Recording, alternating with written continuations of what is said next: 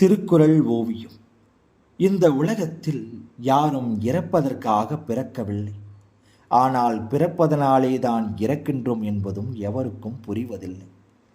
இறப்பவர்கள் உறங்கி விழிப்பதைப் போல பிறப்பதும், பிறக்கின்றவர்கள் விழித்து உறங்குவதைப் போல இறப்பதும் பிறவி பெருங்கடலை கடந்து சிறப்பதற்கானது என்பதே திருவள்ளுவரின் கூற்று.